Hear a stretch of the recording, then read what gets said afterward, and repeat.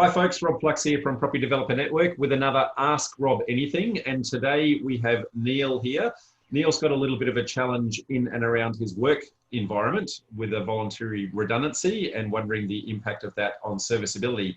Neil, why don't you give us a little bit of insight into where you work and I guess what the offer is per se, and then tell me where your concerns are. All right, morning all. So I currently work at the University of Sunshine Coast. Obviously due to COVID-19 implications, there's been a significant impact on student intake at universities. And one of the things that has arisen out of this is around voluntary redundancy packages.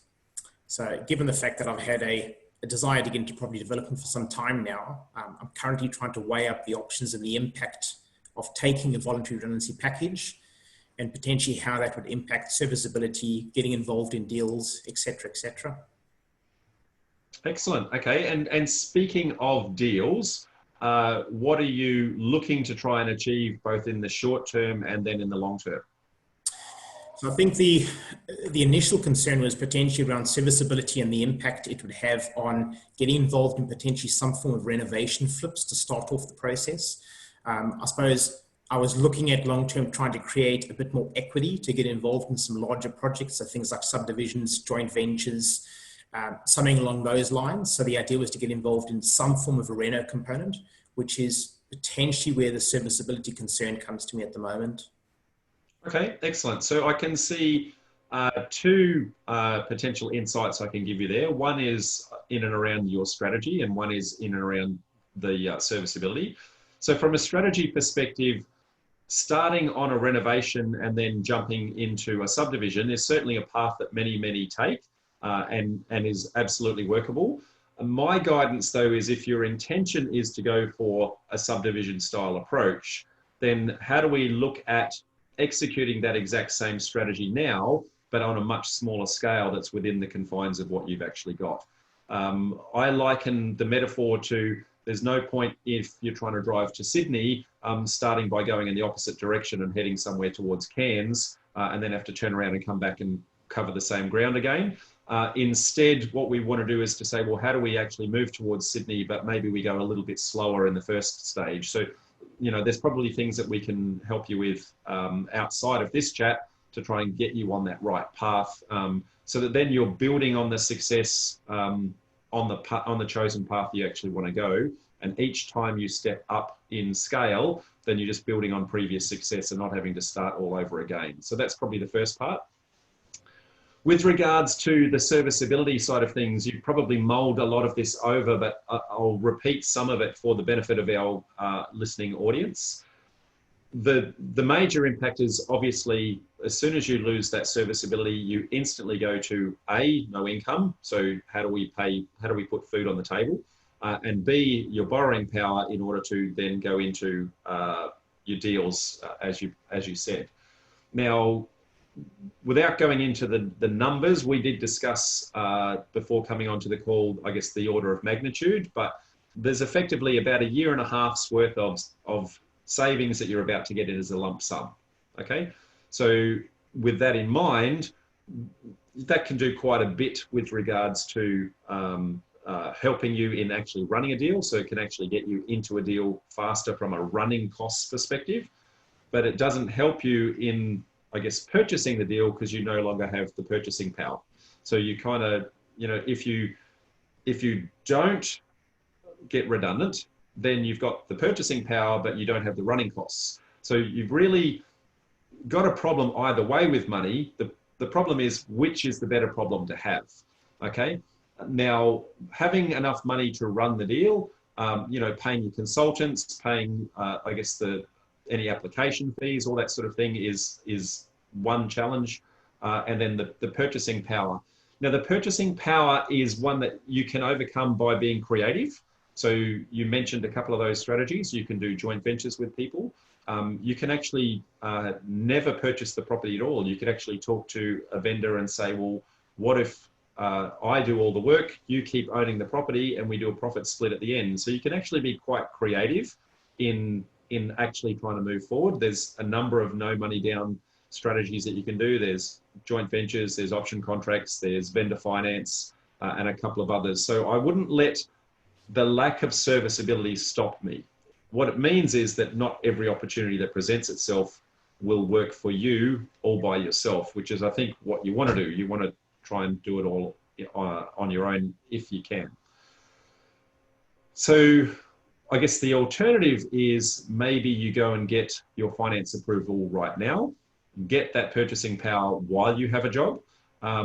That purchasing power will be valid for about 3 months. And at that point, it will then fall off the bandwagon. So whether or not you think you've got 3 months, whether that 3 months is going to be enough time to actually find your deal, or whether or not you can delay the application process far enough so that when you do pull the trigger, that 3 months is kind of creeped into 4, maybe 4.5 months to give you a little bit of time to find a deal. So, I mean, having done a couple of deals before, what's the timeline that you typically find that you're taking to find your deals? Is, if I put that back onto you that way.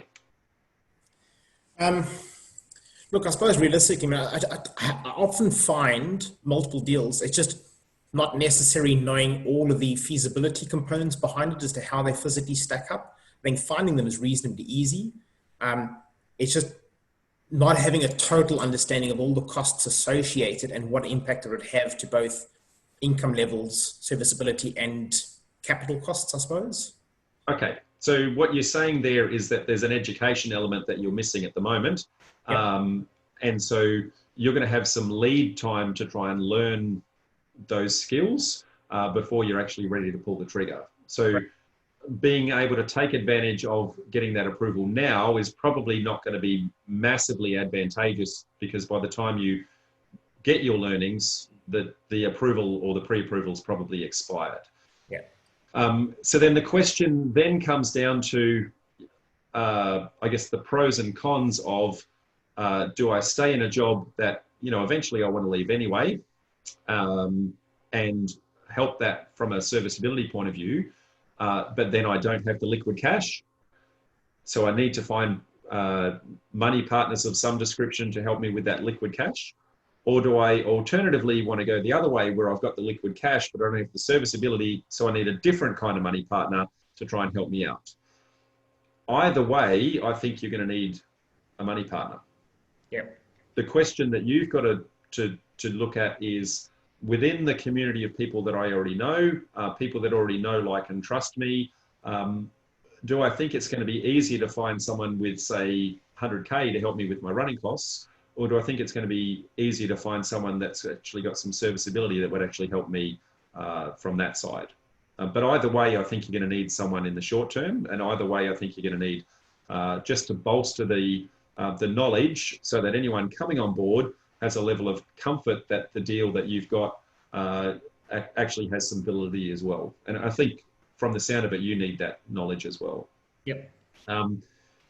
If you were a little later in your journey, then the advice would be a little bit different. So if you had already had that knowledge, if you already had the experience under your belt and had a proven track record that people can invest in, then you may choose to say that, that 1.5 years worth of nest egg is effectively paying your wage for the next 1.5 years, and you could go full-time into this at that point in time. I don't think that at this moment in time, my understanding of where you're sitting, I don't think that's really something that would be, I guess, well advised. You're probably going to put yourself into a position where it's going to take you time to learn. It's going to take you time to run a deal. And in the meantime, you're whittling away that nest egg. Yeah. And at that point, then you start to get into a point where potentially money starts to become a stress, and then you might grab the wrong deal just because you need to get into a deal. So from that perspective, I'd be very cautious. That's not to say it won't work. When you're full-time, you can accelerate your learning. When you're full-time, you've got a lot more time to find those deals. So it can certainly be done, but I'd say you want to have a very high risk appetite to take that on. Yeah. That said, 1.5 years nest egg in one hit is a free swing, there might be a possible third alternative, which would be take the redundancy and jump to another job and use that as the liquid cash. And then when you jump to the other job, now you've still got the serviceability. At this point, now you've actually, you've solved both of your financial problems and you don't need that money partner at all. You'd need to look around, I guess, what other universities are hiring at the moment, see whether or not that's actually something that may actually occur. And, you know, that's kind of the utopian best world outcome. But only you know the reality of your industry as to whether or not that's actually possible. Yeah, no, look, you're definitely right. I mean, that is a utopia, and it's one thing I suppose I have considered. I suppose the impact there is realistically we're in the beginning of potentially what could become a bigger recession. We're not entirely too sure what's going to happen over the next 6 to 12 months. So there's always that element of risk that you take the redundancy package, you sit on the nest egg with the intention of finding another position, but it doesn't necessarily come together. But you're right, it does solve the fact that you end up with serviceability as well as a nest egg to then potentially get involved in something. So it's definitely something that's crossed my mind. Yeah. So with that in mind, you, from our discussion prior to coming on air, you know, you want to be out in 3 to 5 years with the choice as to whether or not you actually want to work. Anything that you can do to fast track that, I would be trying to keep that serviceability as much as you can in the short term. Yeah. Get a couple of projects done part-time, and, you know, do that as a side hustle per se. Get some runs on the board, build your nest egg that way, even if you need to have a money partner just for those running costs, because 50% of something is better than 100% of nothing. Yep. And then once you've got that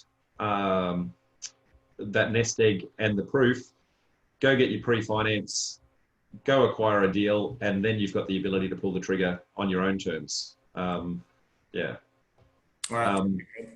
So hope that helps, mate. I know you've still got some decisions to make, but hopefully I've shed some light on the pros and cons of the different approaches. Would highly encourage you to have a good hard look at, you know, what is your long-term development strategy and what can I do to educate myself on that particular strategy today, and how do I scale that one at a much smaller scale today rather than starting on one strategy and then flipping, you know, changing horses halfway through. And I think that will help you to accelerate that and do it in 5 years rather than 7, because otherwise you're just having to relearn skills. So that said, mate, thank you very much for your time. Hope that's helped. I hope that's helped our audience as well. And for anyone who wants to participate in an Ask Rob Anything, I offer this service to anyone who's an annual member. So please click on the links below. If you're not yet an annual member, click on them, join, ask a question, and hopefully you too can be my next guest on Ask Rob Anything. Thanks, folks. Bye for now. Thanks. Cheers.